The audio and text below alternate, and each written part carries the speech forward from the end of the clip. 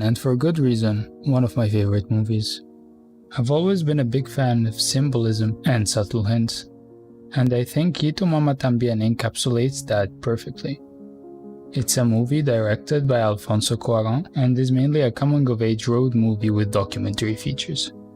It tells the story of Julio, Tenoch, and Luisa. Julio and Tenoch are two students who had just finished high school and are on their way to college. Julio comes from a working-class family, and unlike his sister, who's politically and socially active, he's only interested in having a fruitful career. Tenoch, on the other hand, comes from an elite-class family, and even though his dad envisions him as an economist, he aspires to be a writer. Luisa is an older Spanish woman who is married to Tenoch's cousin, Juno. In the beginning, Tenoch and Julio invite Luisa to join them on a road trip, hoping to seduce her. On that trip, they are going to a beach that they made up called Boca del Cielo. At first she declines, but after her husband calls her drunk telling her that he cheated on her, she decides to join them. After that road trip starts, the movie starts to turn into a Mexican version of a teen and road movie. In the beginning, the movie may seem all about being a teenager's sexuality and whatnot, but there is more to it, as Alfonso Cuarón himself said. This movie is about two teenagers seeking validation as adults, and alongside them there's this country, Mexico, which is a teenage country trying to find its identity as a grown country. And the way that he kept hinting to that throughout the movie was through the narrator, which was a very strong tool to grasp the spectator's attention, just by suddenly muting all the voices for a second before turning our perspective away through the camera from the characters and to some action taking place somewhere around them, or simply to see where they are. And then the narrator starts speaking, giving us more details about the characters, which gave them cultural and social depth. He also had the camera focusing on events that were taking place in the background that were as interesting as what's being said. These events, however, were concerning the background, which is Mexico. And as he said in one of his recent interviews. And with Mamá También, we started this thing of doing giving as much importance to the foreground as to the background, meaning as much importance to the character as to the social environment that surrounds the characters. Right. And in Mamá También, obviously the specific background was Mexico. Cuarón also spoke about how the device of a voiceover in Mamá También was important in expressing the background and the personalities and thoughts of the characters, and how that's similar to what he has done in Roma, but instead of using voiceover, he used the actual background of the movie to include visual information about the characters. The voiceover was often accompanied with digestive sounds such as dialogue and noises from the background, or non-digestive sounds such as music. And these sounds, along with the camera, are said to be some sort of an observer to what is happening around the main characters and as a commentator of socio-political issues. For example, during the ride to Boca del Cielo, the voiceover comments on the harassments of the indigenous by the military, or when a traffic jam was caused in the city because a man was run over by a taxi.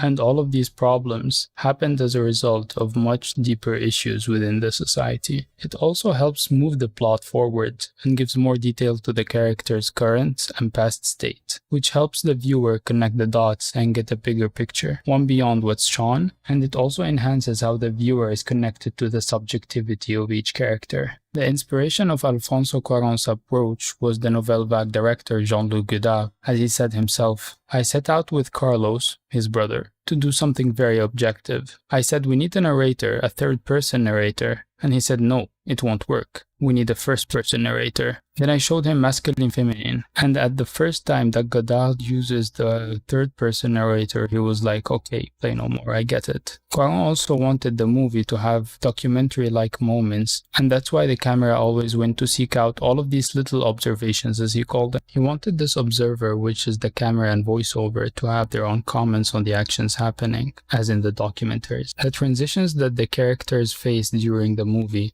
from high school to the summer vacation and then to university, are parallel to the bigger changes that the country was facing from the Spanish conquest to the independence and currently to its dependence on the global economy. Margarita Vargas, the writer of the essay Sexual and Political Disillusion in Mamá También, elaborates on this by comparing Julio Antenau's 10-rule manifesto to the Constitution, and backs this up by saying, when Luisa sardonically suggests that they could take their manifesto to the parliament, she evinces the similarities between their organization and the national government. The implausible document and the failure of its creators to uphold its mandates hold a mockery out of the flawed national system, and portray the younger men as caricatures of the mature men running the country. She also compares their small community to the country as a whole, and Luisa to the Spanish conquistador, since her last name is Cortés, which is after the Spanish conqueror, Hernán Cortés. Each one of the other characters as well is in a way said to be a symbol of something other than themselves. For example, to Andrea Nobel, Y tu mamá también is mainly a film on still not seeing the other, on the failure of one part of Mexico, namely the one that gained the most out of the construction of the nation-state and the revolution, represented by Julio Antenau, to acknowledge and address the disadvantaged situation of those others left out of the nationalist revolutionary project of hybridization and mestizaje, incarnated by Indians and peasants in the film, characters that they encounter but do not see.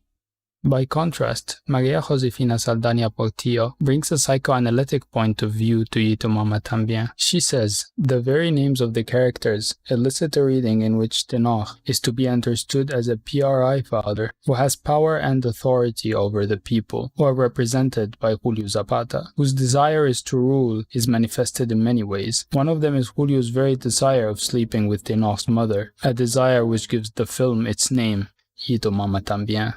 And by a need of both Tenoch and Julio to reenact mestizaje in this new neoliberal Mexico by sleeping with Mom, Spain, that is, with Luisa Cortés, in a bid to incorporate an ideal imperial whiteness to neutralize intervention. And we can see that both opinions share a common point, which is that the middle class and the upper class both want to climb up the social ladder by trying to make white Europeans, quote-unquote, part of them.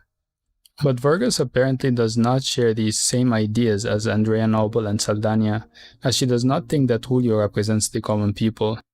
But in my opinion, that's partially true. I may not be familiar enough with the specifics of Mexico's middle class at the time, but their situation is pretty much similar to my home country. In a way right now, I think the middle class is represented by Julio and his sister, because people in general would have different approaches to deal with such circumstances.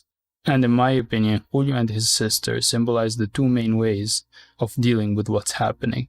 Y tu mamá también is said to be a realistic movie as well because of its documentary-like way of giving out information and its frank and realistic sex scenes. The sex scenes in Y tu mamá también are often rushed yet emotional in a way. For instance, the opening scene of the movie where Tenoch is sleeping with his girlfriend who's about to leave to Europe. After they're done, he makes her promise him to not sleep with anyone else there, and he starts listing nationalities and calling their people names in a condescending way, which affirms the fact that he thinks of himself as superior. Sex later becomes a major theme in the movie when the boys embark on their journey with Luisa. Julio and Tenoch are instantaneously portrayed as horny and inexperienced, while Luisa is an older woman who is more in control of her sexuality. And throughout the movie, Luisa tries teaching the boys about sexuality while seeking new experiences of sexual pleasure after her husband broke her heart. And throughout the movie, tension arises between Julio and Tenoch while competing for Luisa. Both of them are competing for her quote-unquote erotic attention, which ruins everything and leads them to start fighting. And during the fight, they both start confessing sleeping with each other's girlfriends. And this affirms their sexual immaturity. By the end of the movie, Luisa manages to seduce both of them at the same time as they go kissing each other and kissing Luisa at the same time. Then they go to sleep together, all three of them. And the next day, when they wake up next to each other, both of them run away from each other, and they stop being friends. During the whole movie, Julio and Tenoch try to hold on to this macho masculine figure about bragging about having sex and generally trying to act as macho as possible. While it's obvious that they had some sort of suppressed sexual attraction towards one another, and maybe even romantic feelings, all of that got shattered during the night in which they kissed, which their attitude changed towards one another and they stopped being friends. Unlike their friends who were also portrayed throughout the movie, Daniel Saba, who have the same exact feelings but chose to live their life with open homosexual tendencies and drug habits. And it can be seen at the end that the characters, all of them have faced different endings affected by their actions during the movie, maybe except for Luisa. Luisa died of cancer, which, as Vargas says, it could mean one of two things. Either that Luisa represents an extinct imperialism that needs to be laid to rest, or the fact that the new conquerors are now dressed in drag, and Mexico is going to have to learn how to deal with this new phenomenon.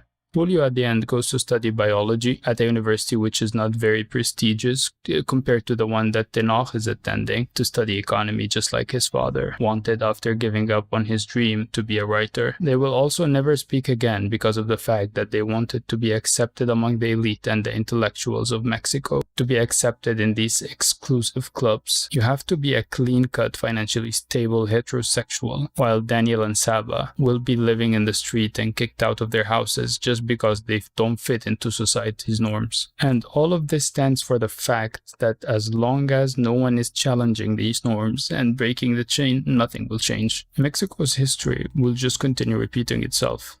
Tenoch will be a politician, just like his dad, and Julio will remain one of the common people, and his sister will keep on helping the poor and protesting without making actual change, much like how the point of the final scene in The Walkabout, directed by Nicholas Roeg, with the daughter standing in the kitchen cooking for her husband the same way her mom did in the opening scene, because even though she had an opportunity for change, she didn't take it, and now everything will just keep repeating itself for the next generations.